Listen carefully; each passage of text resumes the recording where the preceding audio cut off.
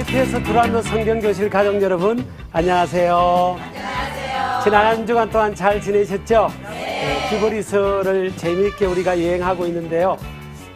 저와 여러분도 모르게 우리 믿음이 좀 더 좋아진 것 같아, 이런 확신을 갖습니다.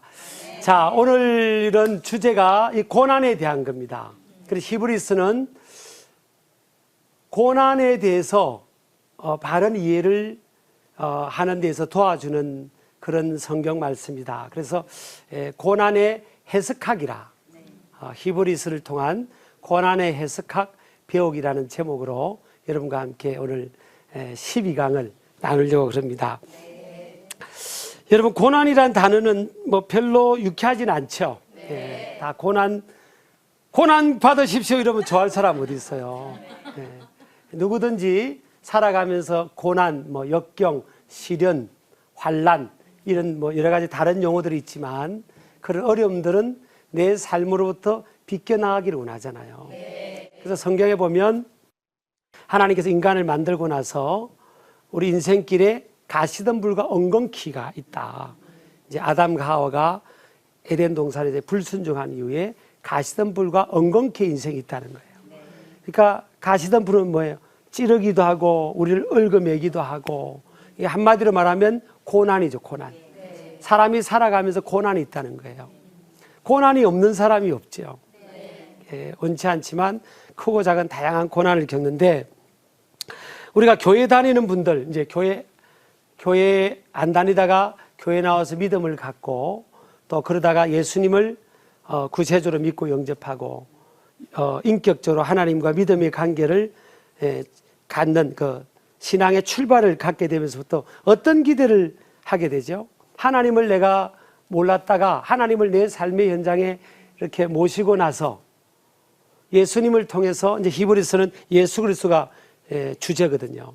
예수님을 통해서 내가 믿음을 갖고 하나님과 인격적인 관계를 맺고 하나님의 친백성이 된 이후에 어떤 기대를 우리가 갖게 되죠? 대부분의 사람들은 뭐예요? 하나님이 도와주셔가지고. 그렇죠. 우리 오늘 제일 앞에 있는 우리 학생처럼, 아이고, 좋은 일 많이 일어나고, 그냥 좋은 일만 많이 생기고, 복된 일만 많이 생기고, 그죠? 안 좋은 일들은 하나도 안 일어나고, 내 마음의 고통, 내 삶의 고통이 주는 일들은 그냥 왔다가 저쪽 동네로 가고, 근데 나하고는 상관없기를 원하잖아요. 그래서 저도 목회를 하다 보면 의외로 많은 사람들이에요. 내가 하나님을 열심히 믿을 테니까 하나님, 그냥 내 삶 속에 허리케인이나 태풍 같은 어려움들이 없게 해주세요. 하나님, 내가 교회 열심히 다닐 테니까 이 어려움들이 없을 거죠? 이런 기대를 가지고 믿음 생활 하게 되죠. 물론 하나님이 도와주셔서 어려움들이 감소되기도 하고 또 있던 어려움도 극적으로 기적적으로 해결되기도 하는 일들이 너무 많죠. 그렇지만 우리가 보편적으로 보다 보면 그 생각만 가지고 교회를 다니거나 믿음 생활을 하다 보면 큰 코 다칠 수가 있는 거예요. 자기 스스로 시험에 들 수가 있는 거예요. 하나님 살아계시고 하나님 전능하시고 하나님 모든 거 하실 수 있다면서 내 삶 속에 이런 어려움 하나 못 막아주시나? 이런 거 하나 못 해결해 주시나? 그런 생각을 가질 수 있잖아요. 물론 어려움의 그 원인들, 고난의 원인들이 다양할 수가 있어요. 내가 잘못해서 오는 고난도 있고요. 또 그냥 환경이 주어지는, 태풍이 오면, 태풍이 오는데 동네에 불이 닥치는데 옆집만 싹 지나가 우리 집은 싹 보호되고, 물론 그런 경우도 있지만 보편적으로 다 같이 어려움을 겪는 그런 상황도 있을 수 있고요. 또 어떤 경우는 고난은 단순하지가 않아요. 굉장히 깊습니다.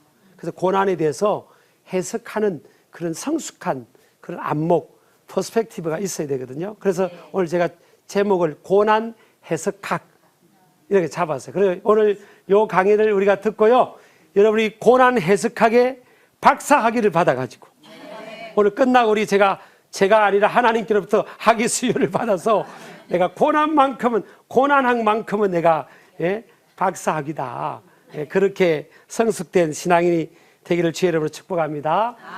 자, 제가 목회하는 현장이든 제 삶의 현장이든요, 오늘 히브리서가 주는 이 말씀, 오늘 히브리서 10장 32절부터 39절을 중심으로 12강을 나누려고 그러거든요. 보면 그리스도인이 된 이후에도 고난은 경험이 되어진다는 거예요. 오늘 32절에 보면 전날에 너희가 빛을 받은 후에 고난의 큰 싸움을 견뎌낸 것을 생각하라 그랬어요. 여기 전날은 뭐예요? 그 전에, 오래 전에, 처음에, 과거에 너희가 빛을 받은 후에, 빛을 받았다는 게 뭐예요?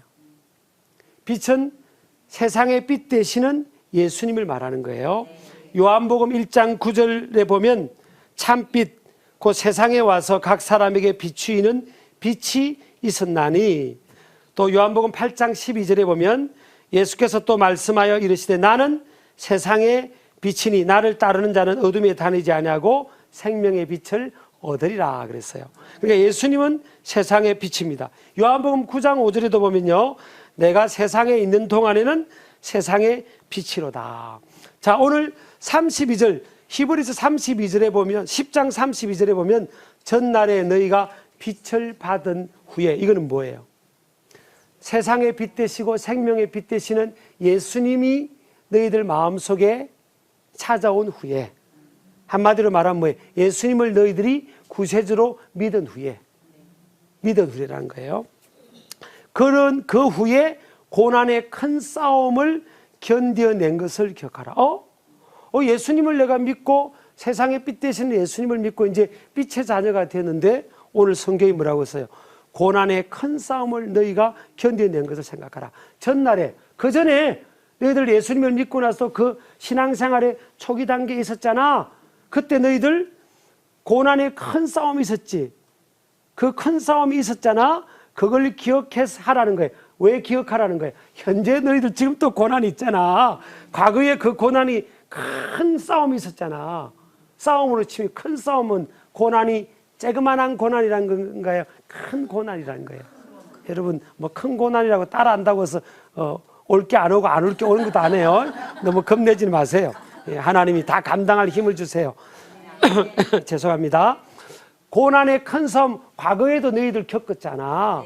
그러니까 지금 요즘 겪는 고난을 과거에도 겪어서, 와, 그때 그 큰 고난의 큰 싸움도 이겨냈는데, 그럼 하나님이 도와주셔서 이런 어려움도 이겨내겠네? 이런 생각을 가지라는 거예요. 그래서 여러분, 예수님을 믿어도요, 고난은 우리의 삶의 현장에서 경험이 되어진다. 그래서 오늘 두 번째 또 우리가 보면, 아까 첫 번째 빛은 예수 그리스도라고 그랬죠. 두 번째는 예수님을 구세주로 믿게 된 이후에도 아까 뭐가 왔다고요? 고난의 큰 싸움을 만나게 될 수 있다는 거예요. 항상 이런 마음의 자세를 가지고 있어야 돼요. 우리가 믿음 생활을 하고 하나님 믿고 의지하는 할지라도 어려움이 올 수가 있다. 어려움이 올 수가 있다는 거예요. 그런데 믿기 전하고 진짜 믿음을 가졌을 때 차이는 뭐예요? 그전에는 믿음이 없을 때는 어려우면 못 감당하고 그냥 다 절망 속에 빠졌지만, 이제는 믿음을 갖게 하면서부터 그전에는 넘어져서 못 일어나는데 이제는 이 믿음의 힘으로 다시 일어나는 이 믿음의 이 내구성이 생긴 거예요. 고난에 대한 믿음을 통한 내구성이 생긴 거예요. 쉽게 말하면 뭐예요? 맷집이 생긴 거예요. 그전에는 톡 건드려도 폭 쓰러져가지고 나 살려주세요, 나 죽겠어요, 그냥 못 일어났는데, 이제는 더 세게 맞았는데, 아니 고난의 큰 싸움 세게 맞았는데, 그전 같으면 못 일어난 정도가 아니라 그전 같으면 그냥 한 10개월은 그냥 넘어 있을 텐데 다시 쏙 일어나는 거예요. 이게 뭐예요? 이 신앙의 힘을 통해서 내구성이, 맷집이 생긴 거예요. 이게 굉장히 중요하거든요. 자, 그래서 오늘 성경에 보면요, 쭉 우리가 예수님이 탄생하신 이후에도, 교회가 세워진 이후에도 보면 초대교회 때도 보면 성경의 사도행전이나 이런 그런 그 사복음서나 이런 데 보면, 또 특히 사도행전 같은 데 보면 초대교회 신앙생활하는 모습들이 있잖아요. 정말 많은 어려움들이 있어요. 서대반이라는 이 안수 집사님은 얼마나 성령 충만하고 전도를 많이 했는지 몰라요. 그런데 돌에 맞아서 죽잖아요. 돌에 맞아서 죽는 거예요. 그럼 보통 사람 같으면 아이고 저 불쌍해서 어떻게 하나 그럴 수 있지만, 그 성경에 보니까 스데반이 죽는 순간에 하나님 보좌 우편에 앉아 계신 예수님께서 서 계신 것을 보았다 그랬어요. 예수님은 보좌 우편에 앉아 계시는데 스데반은 예수님을 전하다가 그 믿는 신앙 때문에 그 신앙을 통한 사명을 감당하다가 순교를 당하니까 예수님의 마음이 감동이 되셔가지고 일어나셔서 스데반의 영혼을 맞이하는 장면을 스데반이 믿음의 눈으로 본 거예요. 막 돌에 맞아서 죽어가는 상황에도 스데반이 뭐예요? 마지막 순간에 뭐라고 기도하죠? 주여 저들의 죄를 용서해 달라고 하잖아요. 꼭 예수님께서 십자가에서 마지막 기도한 내용하고 비슷한 기도를 하잖아요. 왜 그랬죠? 믿음의 눈이 영안이 열려가지고 하나님 보좌 우편에 서서 자신의 영혼을 맞이하는 예수님을 보게 된 거예요. 그러니까 그 신앙의 힘, 영적인 은혜로 인해서 스데반은 인생이 육체가 겪을 수 있는 가장 견디기 힘든 돌에 맞아 죽는 그 과정 속에서도 스데반은 입술로서 범죄하지 않고요, 불신앙적인 말을 내뱉지도 않고 저주하는 말, 심지어 자기를 향해서 돌을 던져서 죽이는 그들을 향해서 저주하는 말도 하지 않는 거예요. 하나님 살아계시면 저들을 심판해 주세요, 이런 말도 하지 않고 저들의 죄를 용서해 달라고. 아, 예수님만 원수들을 용서하는 기도를 하는 게 아니라 사람도 할 수 있구나. 믿음이 들어오고 은혜가 들어오고 스데반처럼 눈이 열려서 하나님 나라를 보게 될 때, 천국을 소망하게 될 때 정말 원수까지도 사랑할 수 있는 그런 힘이 생기는 거죠. 예수님의 12제자 중에서 형제가 있었죠. 그 중에 보면 요한과 야고보가 있었잖아요. 야고보가 형이라는 그런 주장도 있죠. 근데 그 야고보가 첫 번째 순교자가 되잖아요. 야고보가 헤롯 왕 때문에 순교당하죠. 아니, 예수님을 잘 믿는 예수님의 12제자 중에 한 사람인데 어떻게 순교당하지? 그거는요, 많은 사역도 해보지 못했어요. 첫 번째 순교의 제물이 됩니다. 그럼 우리가 역사가 이제 후대 2000년이 지나서 이 야고보를 보면서 아이고, 야고보 불행한 사람이야, 야고보 사도 불쌍한 사람이야, 세상에 장가는 가봤을까? 아이고, 꿈도 못 켜보고 야망도 못 이뤄보고 일찍 죽었는데 아이고 불쌍해, 그렇게 안 하잖아요.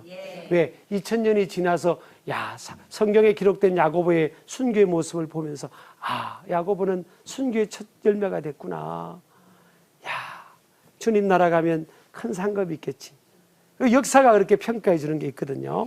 그래서 우리가 예수님을 믿게 되면서 인생을, 믿음과 함께 인생을 살아가면서 오는 고난, 또 신앙으로 오는 고난, 그런 것들에 대해서 우리가 잘 해석할 수 있는 성숙한 안목을 갖기를 축복합니다. 아멘. 자, 오늘 성경에 보면요, 고난의 종류가 나와요. 그 당시에 그 초대교회 유대계이면서 그리스도인이었던 그들이 그 신앙 때문에 오는 고난이 있었어요. 신앙 때문에 오는 고난이 있는데 그 고난에 대해서 우리가 한번 살펴보겠는데요. 자, 33절 봅니다. 혹은 비방과 환난으로서 사람에게 구경거리가 되고 혹은 이런 형편에 있는 자들과 사귀는 자가 되었으니 너희가 갇힌 자를 동정하고 너희 소유를 빼앗기는 것도 기쁘게 당한 것은 더 낫고 영구한 소유가 있는 줄 알미라. 자, 제가 한번 정리할게요. 이들이 크게 보면 네 가지로, 5가지로 이렇게 나눌 수 있습니다. 어려움을 겪었어요. 첫 번째 어떤 단어가 나오죠? 33절에 보면 비방이라는 단어죠. 비방. 거짓으로 고소하여 비난하는 것, 비난받는 것을 말하는 겁니다. 비방당한다. 사실이 아닌데 사람들이 자신을 향해서 거짓으로 누군가가 고소를 해서 비난의 대상이 되는 거예요. 이게 비방이에요. 여러분 살아가면서 비방을 한번 비방의 대상이 된 적이 있나요? 뭐 여러분 삶을 다 나누기는 시간이 좀 한정되어 있지만요, 살다 보면 크고 작은 일들이 있죠. 뭐 오해받기도 하고요. 나 안 그랬는데 내가 했다는 것처럼 그렇게 오해되는 경우들이 많이 있잖아요. 예, 그런 것을 말하고, 그 당시에 유대계 그리스도인들이요 많은 비방을 겪은 겁니다. 안 했는데도 했다고. 심지어 네로 황제 때는요, 로마라는 큰 도시가 불에 탔잖아요. 근데 어떻게 비방을 받습니까? 그리스도인들이 예수 믿는 사람들이 불을 질렀다는 그런 비방도 받았어요. 또 우리가 교회 다니는 사람, 믿는 사람은 성만찬도 하잖아요. 예수님의 피와 살을 상징하는 또 빵이나 떡과 또 포도주를 그때는 이렇게 성만찬에서 먹고 마시면서 예수님의 피와 살을 믿음으로 먹고 마시는, 그래서 우리가 정결하게 되는, 또 주님의 희생에 참여하는 그런 걸 하잖아요. 근데 그 당시 2000년 전에는요, 성만찬을 하면 안 믿는 사람들이 어떻게 소문을 퍼뜨린 줄 아십니까?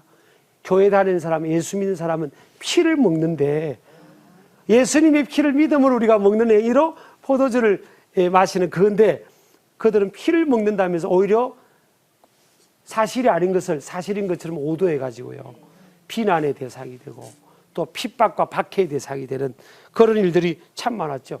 그걸 얼마나 그런 억울한 일을 당하면 답답하겠어요. 그러니까 우리가 하나님이 기뻐하시는 삶의 태도는요, 남을 비방하거나 비난하는 게 아닙니다. 남을 비난하면 자기가 도로 비난을 받는 거예요. 그러니까 남에게 대접을 받으려면 너희도 남을 대접하라. 이게 황금률이잖아, 황금률. 그렇죠? 섬김을 받고자 하면 섬기는 자가 되라. 대접을 받고자 하면 대접하는 자가 되라. 어떤 사람이 크다고요? 섬김을 받는 사람이 크다고 했어요? 섬기는 자가 크다고 했어요? 섬기는 자. 여러분, 섬기는 자가 되기를 축복합니다. 그 다음에 환난이라는 단어는요, 오늘 32절에 우리가 읽었죠. 환난은 33절에 폭력을 동반한 박해입니다. 여기서 헬라어는 막 폭력을 동반한 그런 이 박해를, 공통을 주는 그걸 말하는 거예요. 그 당시에 유대계 그리스도인들이 가운데 많은 숫자가 그런 큰 고난의 큰 싸움 속에, 그 고통 속에 들어가 있었던 것을 상기하자는 거죠.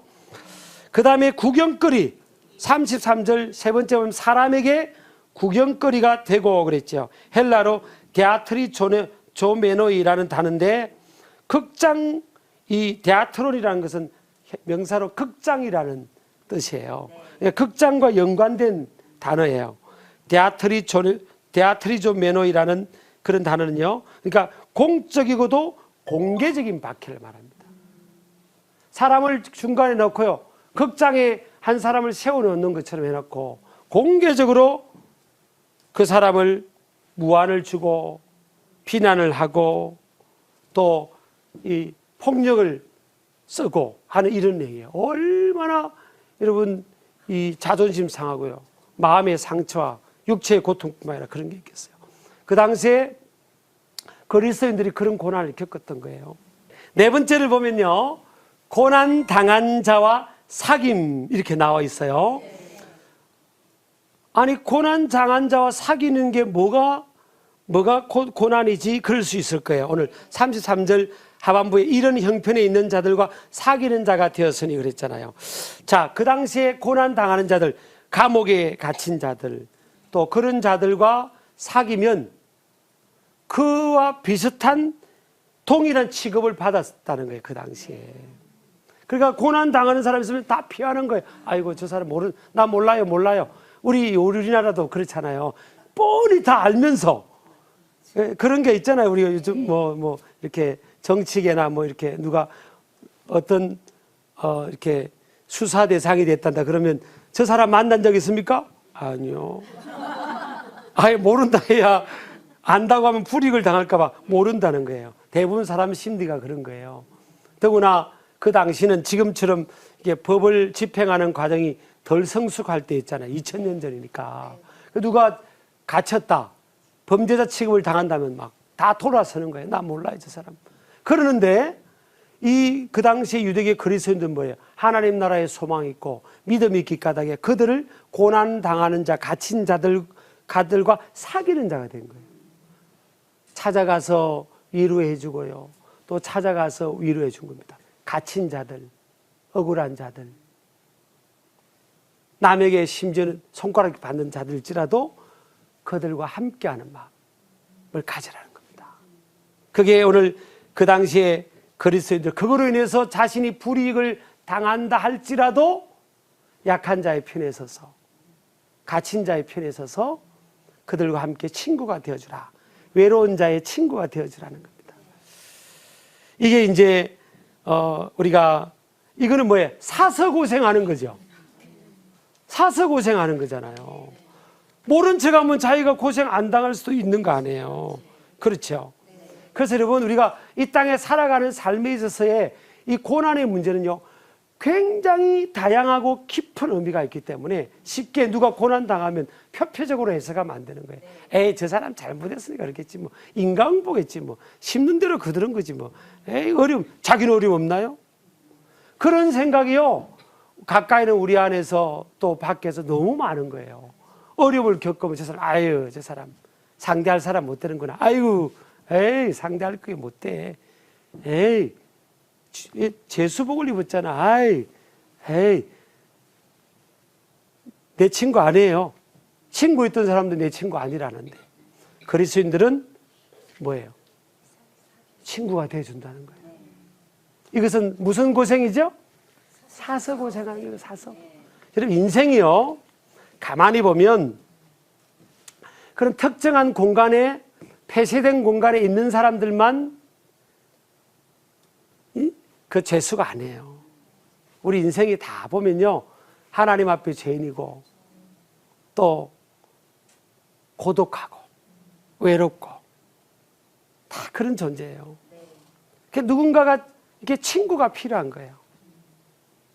예수님께서 시궁창 같은 냄새가 나는 우리를 친구로 삼아 주셨잖아요. 우리가 그천 저도 오늘 메이크업도 하고요. 저기 메이크업 아티스트가 이게 녹화한다고 메이크업도 막 이렇게 하고 막 이렇게 찍어 바르고 립스틱 짙게 바르고 막 아유. 근데 우리 속은요, 시궁창 냄새가 날 때도 많거든요. 그렇잖아요. 그러니까 다 뭐가 필요하다고요? 친구가 필요합니다. 다 외로운 존재예요. 다 비참한 모습이 있는 존재거든요. 그러니까 우리 믿는 사람들, 그리스도인들은 그들과 함께 해주는 겁니다. 누군가와 친구가 되어줌으로 인해서 불이익도 당할 수 있고 어려움도 겪을 수 있고 당장은 손해도 볼 수 있죠. 희생도 할 수 있는 거죠. 당장은 그럴 수 있는 거예요. 그렇지만 그리스도인은 낮은 자리에 있는 사람, 외로운 사람들, 또 갇힌 자들과 친구가 되어주라. 아무 친구가 없는 그들과 친구가 되어주라. 그것으로 인해서 오는 고통도 고난도 감수하겠다는 그런 마음을 가지고 살아가는 것이 하나님께서 가장 기뻐하시는 마음인 줄 믿습니다. 아멘. 자, 그 다음에요, 34절 보면 너희가 갇힌 자를 동정하고 너희 소유를 빼앗기는 것도 기쁘게 당한 것은 더 낫고 영구한 소유가 있는 줄 알미라. 자, 빼앗기는 것이라는 단어가 있죠. 텐하르파켄이라는 단어입니다. 폭도들에 의해 재산조차 빼앗기는 거예요. 자, 어떤 학자는요, 이 성경을 해석할 때 자기들이 자원에서 빼앗겼다, 이런 해석도 있어요. 물론 뭐 정확하게 우리가 이것만이라 할 수 없지만 전체 흐름상으로 보면 자기 소유를 원하지 않은데 빼앗긴 게 아니라 신앙 때문에 또 영혼 때문에 자기 사명 때문에 자기 재산조차도 빼앗기는 상황도 감수하고 감내하는 그런 상황이었다는 거예요. 여러분, 우리가 살다 보면 친구끼리나 형제끼리나 안 싸우잖아요.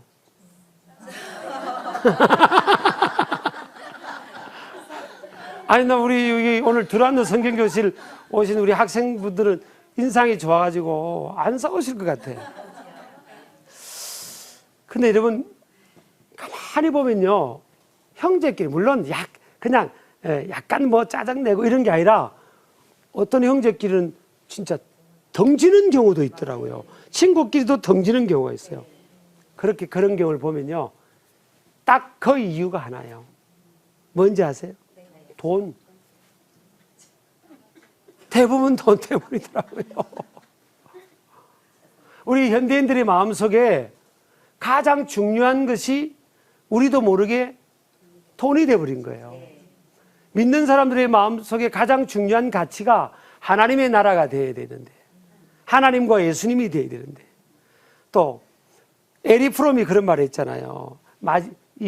갈수록 이 현대가 되고 이제 다원화된 시대가 되면, 물질 문명이 지배하는 시대가 되면 이제 use things, use person, love things, 이런 시대가 된다는 거예요. 물질은 사랑하고 사람은 이용하는 시대가 된다는 거예요. 에리 프롬이 그런 말을 했잖아요. 근데 그거는 성숙한 삶의 태도가 아니죠. 성숙한 사람은 뭐예요? use things, love person이죠. 사람은 사랑하고 물질은 잘 선용하는 거죠. 물질을 사랑하고 사람을 이용하는 그 시대는 아주 수준 낮은 형이하학적인 그런 수준이잖아요. 그러나 사람은 사랑하기 까닭에 네 가지 물질을 그 사람의 니들을 위해서 선용할 수 있는 그런 태도, 그게 성숙한 사람이죠. 그게 그리스도인이 지향해야 될 삶의 가치다. 이게 히브리서가 지금 그것을 말해주고 있는 거예요. 그러니까 그들은요, 초대교회 성도들은 어쨌다는 거예요? 자기 소유를 빼앗기게 됐다는 거예요. 신앙으로 인해서, 또 영혼을 살리기 위해서 자기 소유를 자원해서, 어떤 데는 뭐예요? 자발적으로 자원해서, 아까 학자들의 해석에는 그런 해석이 있다잖아요. 자발적으로 자기 소유를 순순히 빼앗기는 것을 받아들이는 상황이 됐다는 거예요. 우리가 교회 다니는 사람들은 보통 기도하다 보면 그런 대표 기도를 듣기도 하고, 자신도 그렇게 기도하잖아요. 한 영혼이 천하보다 귀하다 그러잖아요. 정말요? 한 사람의 영혼이 천하보다 귀하다고요. 저 온 세상의 것보다도 한 사람의 영혼의 가치가 귀하다. 이게 맞는 정답이죠. 내가 세상의 것 다 소유하고 내 목숨이 지옥에서 영혼을 보낸다면 무슨 의미가 있겠어요? 세상의 것이 다 내려놓더라도 내 영혼이 하나님 나라에서 영원한 생명을 누리는 것이 낫잖아요. 그래서 우리 예수님께서 전 세계 모든 인류의 영혼들, 모든 세대의 영혼들을 위해서 십자가에 고난 당하셨지만, 만약 저나 여러분이 이 지구상에 딱 한 사람만 살고 있다면 하나님께서 하나님의 아들 예수님을 이 지구상에 우리를 구원하기 위해 보내셨을까요? 안 보내셨을까요? 저는 보내셨다는 믿음이 생겨요. 왜냐하면 내 한 영혼을 하나님은 천하보다 귀하게 보시는 거예요. 이게 뭐예요? Use things, love person이라는 거예요. 한 영혼, 사람을, 가치를 위해서 사물을 선용할 수 있는 이 태도가 성숙한 거죠. 그러니까 이 물질이 사람의 가치에 비해서는 아무것도 아닌 거예요. 물질이, 돈이 크게 보이면 안 되는 거예요. 돈이 크게 보이니까 싸우는 거죠. 돈이 크게 보이니까 덩지는 거예요. 돈이 크게 보이니까 용서를 못 하는 거예요. 사람이 크게 보이면 돈이 조금 손해를 봤다, 누구 때문에 손해를 보았다 하더라도 이렇게 이 사람이 귀하니까. 하나님의 아들이, 또 하나님께서 하나밖에 없는 아들 예수님을, 우리 한 영혼을 구원하시기 위해서, 저와 여러분을 구원하시기 위해서 하나밖에 없는 독생자 예수님을 이 땅에 고난의 자리에 보내셨잖아요. 죽음의 자리까지 보내셨잖아요. 여러분, 아들의 생명이 얼마나 귀한데요. 자녀의 생명이 얼마나 귀합니까? 부모 입장에서는 자식은 또 부모를 그렇게 생각 안 할 수도 있죠. 예, 그거는 자식의 속에 안 들어가 봐가지고. 근데 부모는 내 생명보다 자녀가 귀하잖아요. 네, 귀하죠. 저는 어저께 제 가정사 이야기에서 죄송해요. 둘째 손자가 태어났어요. 아이고, 정말 눈에 넣어도, 그죠? 예. 근데 첫째는 손녀고 둘째는 손자인데, 저는 손녀가 좋아요. 예, 첫정을 줘가지고 둘째가 태어나도 얘가 좀 마음이 좀 그럴까봐 그냥 저는 손녀한테 막 사랑을 쏟고 그렇게 하거든요. 다 주고 싶어요. 다 주고 싶어. 너무 귀하잖아요. 하나님께서 우리를 위해서 그냥 온 것 다 내어준 게 뭐예요? 하나밖에 하면 독생자 아들 예수님을 우리에게 내어준 거다 말이에요. 그래서 저와 여러분이 그렇게 하나님 안에서 귀한 겁니다. 저와 여러분도 귀하고 내 형제 자매, 내 주위에 있는 사람, 또 온 인류 모든 사람들의 가치가 하나님 안에서 귀한 거예요. 귀한 거예요. 그러니까 그래서 사람이라면, 그 영혼이라면 그 영혼의 가치를 위해서 그래, 하나님이 허락하신 내 물질 내놓을 수 있지.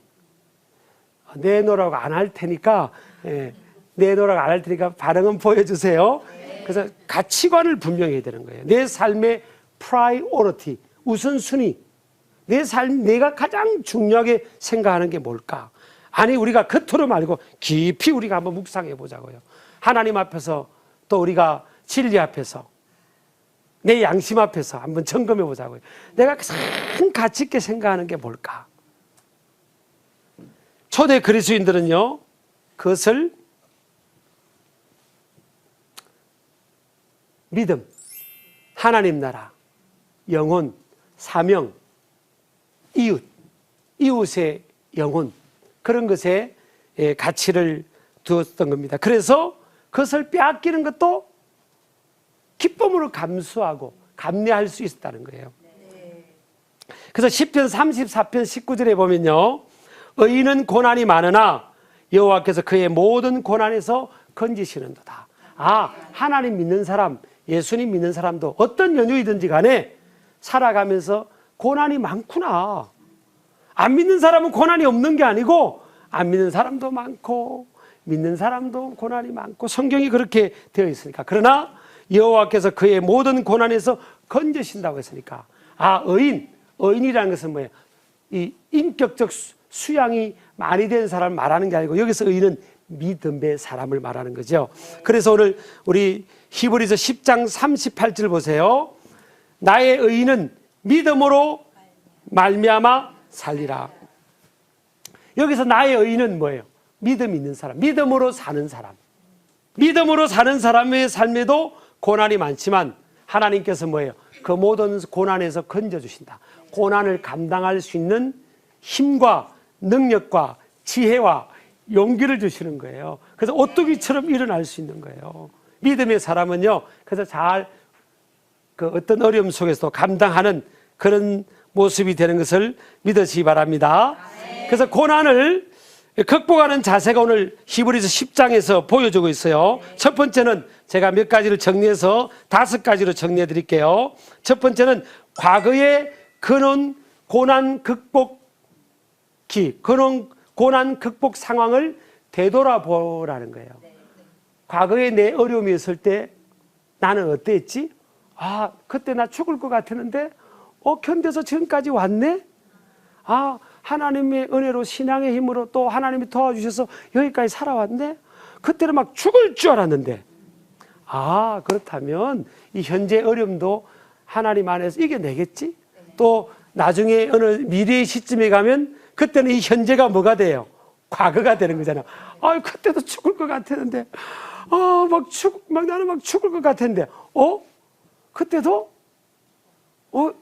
지금 미래가 현재가 되니까, 견뎌냈네? 이겨냈네? 아, 그러면서 어려움을 겪으면요, 과거를 돌아보는 거예요. 과거의 내 삶이 어려웠던 시절, 그런 시절 돌아보는 겁니다. 아, 그때 더 어려웠는데, 그때도 견뎌냈는데, 지금도 내가 견뎌낼 수 있을 거야. 하나님이 도와주셔서, 신앙의 힘으로. 그런 믿음을 갖고 돌아보는 그런 훈련, 과거의 어려움들을 돌아보는 훈련을 갖기를 바라고요. 두 번째는 인생의 롤 모델을 찾는 겁니다. 성경 안에서든 또 삶의 전기의 훌륭한 전기의 인물을 주인공이든 내 주변에서든 인생의 뭐예요? 롤 모델. 무슨 롤 모델이죠? 고난을 잘 극복하고 이겨낸 사람을 롤 모델을 찾아보는 겁니다. 미국인 중에서 지금 현대 과거 미국인들 중에서 가장 미국인들이 존경하는 첫 번째 인물이 누군가 하면 에이브람 링컨이잖아요. 에이브람 링컨은요, 많은 삶의 어려움이 있었지만 한 가지만 예를 든다면 아들이 4명이 있었어요. 아들 4명을 키우다가 세 아들을 잃었습니다. 장남 혼자만 살아남았어요. 여러분 상상, 이거 여러분 감당할 수 있겠습니까? 부모에게서 이 자녀를 먼저 보낸다는 것은. 그래서 그런 말이 있잖아요. 자녀를 떠나볼 때 부모는 가슴에 묻는다. 너무 어려운 거잖아요. 그래서 에이브람 링컨은 3명의 아들을 떠나보낸 겁니다. 근데 그는 나중에 대통령이 되잖아요. 그렇죠? 네. 그리고 그 노예를 해방시키는 그 위대한 지도자가 되잖아요. 네. 고난을 모르면 어려운 가운데 있는 사람들을 이해할 수가 없죠. 그래서 하나님께서 우리를 선한 영향력의 사람으로 세워가기 위해서 어떤 때는 감당할 만한 고난을 우리의 삶에 허락해 줄 줄 믿습니다. 그래서 인생의 롤 모델을 찾아보세요. 예. 그 다음에 3번째는요, 하나님 나라의 가치를 추구하는 거예요. 오늘 성경에 보니까 더 낫고 영구한 소유가 있는 줄을 알미라 34절에 그렇게 표현되어 있죠. 이 땅에서의 가치보다도 더 나은 가치가 있다는 거예요. 그게 하나님 나라예요. 하나님 나라. 하나님 나라의 가치를 지향하자는 거예요. 자, 그 다음에 4번째는요, 담대함을 소유하라는 거예요. 담대함. 이건요, 용기입니다. 제가 미국에서 이제 몇 년 있다가 떠날 때 어떤 선배 목사님이 저한테 선물을 하나 주더라고요. 액자를 하나 줘요. 예쁜 액자를 나무에 글을 새기는 건데 영어로 된 액자인데 그 내용이 참 인상적이라서 제가 이제 목양실 사무실에 그걸 꼭 걸어놓고 그랬어요. 그 내용이 뭔가 하면 be courageous. 용기를 가지라. Whatever the circumstance, be courageous. 어떤 상황에도 용기를 잃지 마라. 이게 뭐예요? 담대하라는 겁니다. Have confidence in God. 하나님 안에서 담대함을 가져라. 왜? 우리는 하나님의 자녀니까. 예, 자녀가 밖에 가서 넘어지고 깨지고 와서요, 집에 들어올 때 우리 엄마가 우리 아빠가 나 무릎 깨진 거 약으로 소독약 바르고 붙여줄까? 다쳤다고 다시 나 쫓아내는 거 아닐까? 그렇게 쭈삣쭈삣 하면서 들어와요? 아니잖아. 아빠! 엄마! 나 다쳤어! 그러면서 집에 막 탁 들어오잖아요. 담대하게 들어오잖아요. 용기 가지고. 우리가 어려움 겪었을 때요. 신앙의 힘이라는 건 뭐예요? 우리 눈에 안 보이지만 우리에게 하나밖에 없는 아들 예수님을 보내주신 그 하나님께 예수님을 힘입어서 당당하게 하나님 나 어려워요. 나 너무너무 죽을 것 같아요. 너무너무 힘들어요. 고통스러워요. 괴로워요. 외로워요. 감당할 수 없을 것 같아요. 나 쓰러질 것 같아요. 하나님 나 살려주세요. 하나님이 내 도움이세요. 하나님 도와달라고. 당당하게. 나 고쳐주세요. 당당하게. 용기를 갖자는 거예요. 마지막으로는요, 인내심을 개발하자는 거예요. 인내심. 환난은 인내를, 인내는 연단을, 연단은 소망을 이룬다고 로마서 5장 3절 4절에 나와 있어요. 이 환난 고난을 통해서 우리가 인내를 배우면서 인내가 연단, 이 연단이라는 단어가 캐릭터라는 단어예요. 고난을 통해서 우리의 인격이 성숙해 간다는 거예요. 그러니까 어떤 고난을 겪으면 이 인내 그래 인내를 배우는 거야. 그래 내 참는 이런 내가 내구성을 지금 키우는 그런 과정이야. 그렇게 견뎌내는 거예요. 예, 그런 그 힘을 인내심을 키워가는 저와 여러분 되기를 바랍니다. 아멘. 자, 믿는 사람에게도 어려움이 없으면 너무 감사하죠. 네. 제가 이제 목회자니까 축복할 수 있는 그런 위치지만요. 제가 이렇게 한번 해볼게요. 여러분의 삶 속에 아무 어려움이 없기를 축복합니다. 아멘. 아멘이 너무 잘 나오네요.